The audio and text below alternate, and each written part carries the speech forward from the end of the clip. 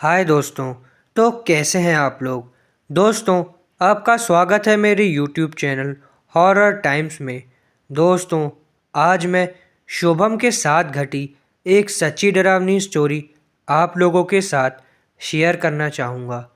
दोस्तों, आगे की स्टोरी मैं उन्हीं के पॉइंट ऑफ व्यू से कंटिन्यू करूँगा। एक बार की बात है, उत्तर प्रदेश के एक छोटे से शहर में सुल्तान नामक एक डरावना कब्रिस्तान था। ऐसा कहा जाता है कि उस कब्रिस्तान में विभिन्न प्रकार के अलौकिक शक्तियाँ रहती थीं। एक चांदनी रात को बिली, लूसी और रोहित, तीन दोस्त कब्रिस्तान के किनारे पर बैठे हुए। अचानक उनको कब्रिस्तान से भयानक फुसफुसाहट की आवाज़ सुनाई देने लगी। आवाज़ कहाँ से आ रही थी, ये देखने के लिए वो हाथ में टॉर्च लेकर सावधानी से कब्रिस्तान के गेट के अंदर घुसे। जैसे ही वो कब्रिस्तान में दाखिल हुए, हवा तेज़ चलने लगी।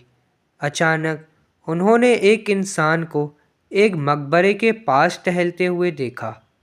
वो उदास और खोया हुआ दिखाई दिया, इसलिए बिली, लूसी और रोहित उसके पास आए और पूछा, कौन हो तुम और इतनी रात को यहाँ पर क्या कर रहे हो।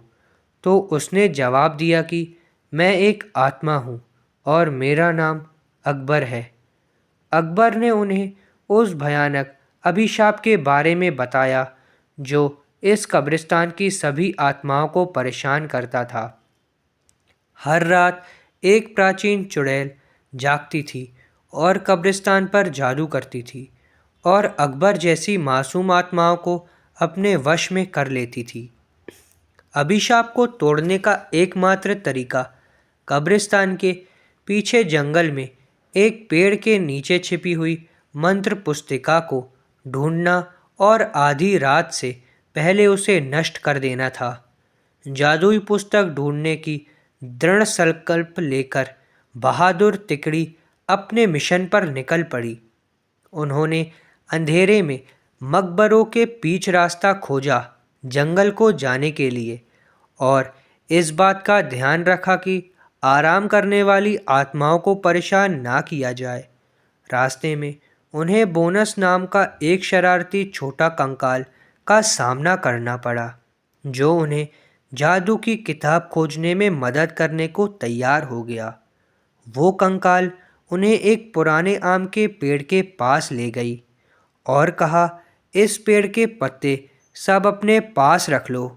अगर ये पत्ता तुम्हारे पास रहेगा तो वो चुड़ैल तुम्हारा कुछ नहीं बिगाड़ सकती, और ये पत्ता तुम्हें जादुई किताब हासिल करने में मदद करेगा।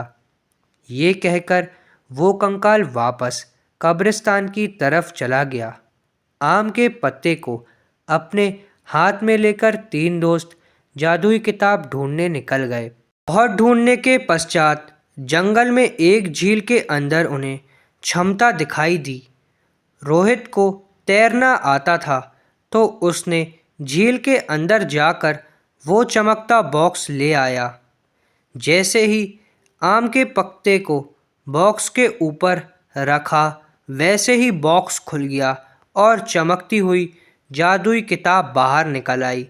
आधी रात करीब आते ही वो तीनों अपने हाथों में जादू की किताब लेकर श्राप को तोड़ने के लिए कब्रिस्तान की तरफ बढ़े। कब्रिस्तान में आकर वो किताब को खोले और एक प्राचीन मंत्र का पाठ किया।